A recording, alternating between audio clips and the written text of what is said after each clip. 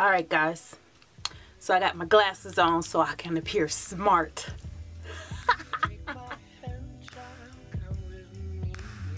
Alright guys, welcome to my channel. Interesting topic, you see by the title.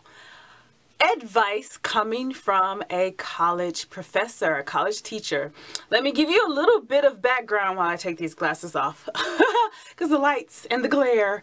But let me give you a little bit of background about Nikia Morris-Cutright. I have been teaching fashion design, merchandising, and marketing for over 10 years. And I'm currently teaching anything in the digital media, graphic arts, currently as of right now. So the two colleges or private colleges that I've taught at, one is International Academy of Design and Technology, that was here in Detroit, in Troy, Michigan. And then the school that I currently teach at now is College of Creative Studies. So that's where I teach Photoshop, InDesign, web design, fashion as well. And I have been doing this for 10 years plus.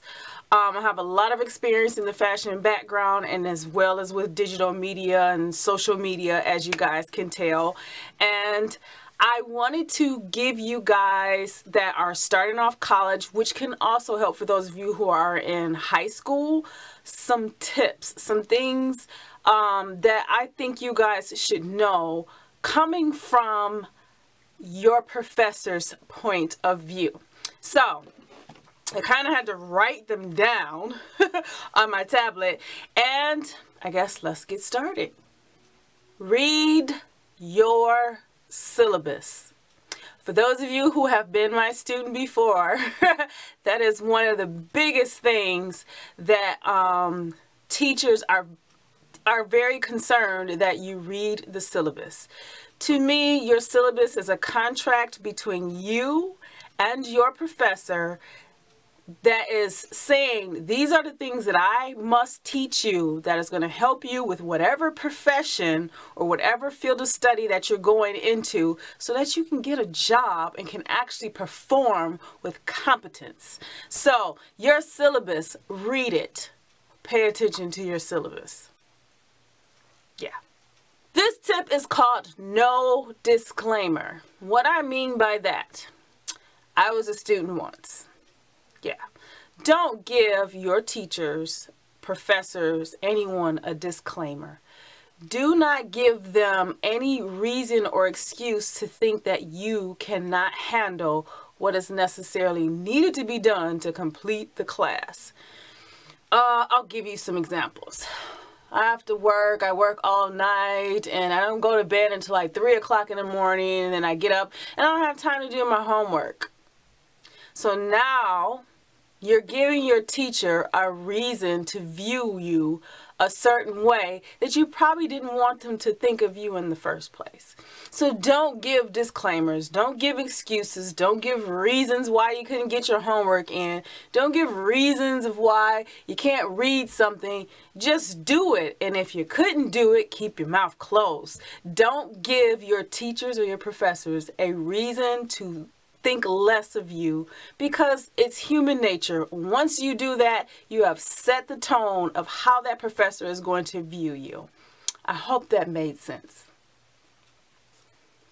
Know about your scholarships and your financial aid.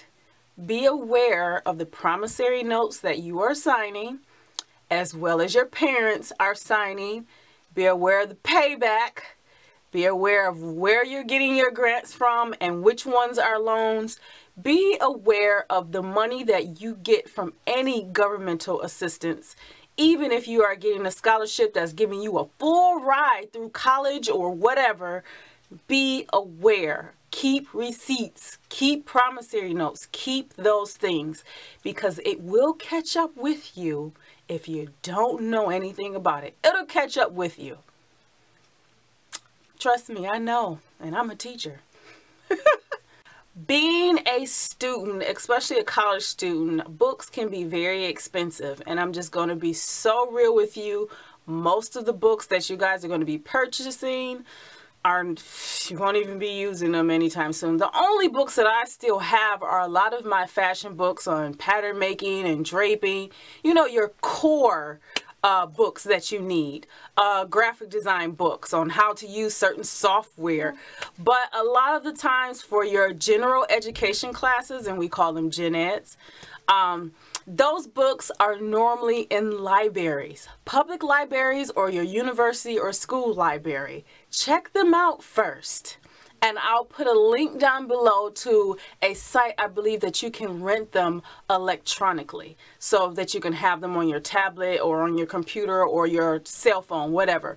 But when it comes to books, they will tell you you need these books. And I will be honest with you, most of them you don't really need. So check and see if they're at your local public library or your university's library, and do some research and see if you can rent them. That way you won't have to worry about selling them back and you're getting less than what you paid for. This one is pretty simple. Don't sign up for no gym memberships. Don't get credit cards. You're a student. You can't afford it. If it is at all possible and you just need a job, find one that will allow you the ability to finish your homework here and there.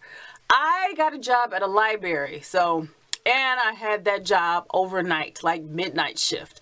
So it wasn't hard. Walk around, check, make sure everybody's alive. Nobody's in the corners doing things they don't have any business doing. And then I got to sit for maybe an hour or so before I had to get up and do rounds. But during that hour, I had time to get some of my studies done. So if it's possible, try seeking out a job that will allow you to get some homework done or get some of your reading and studies done. And that way you're working well on time management, because that is very important when you graduate.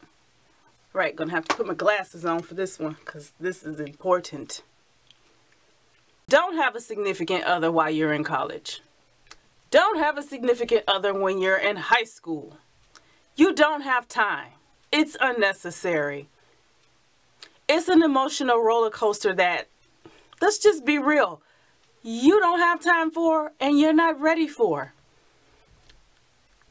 I'm just speaking from experience. Oh, and trust me, people, this applies not just to women, men too. All right, guys, so those are my 7 tips, my 7 pieces of advice as a college teacher and once a high schooler and a college student. I hope you enjoyed it. I hope these tips helped you out.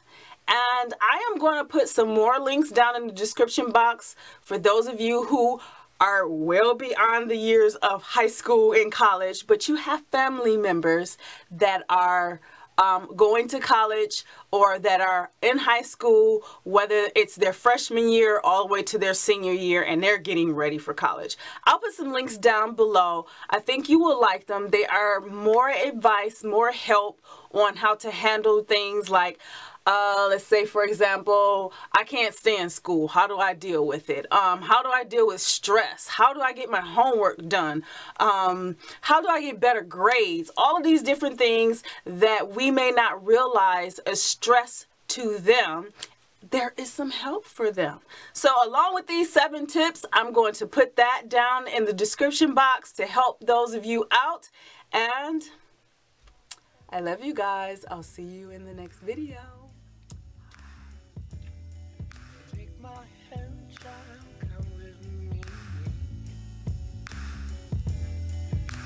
My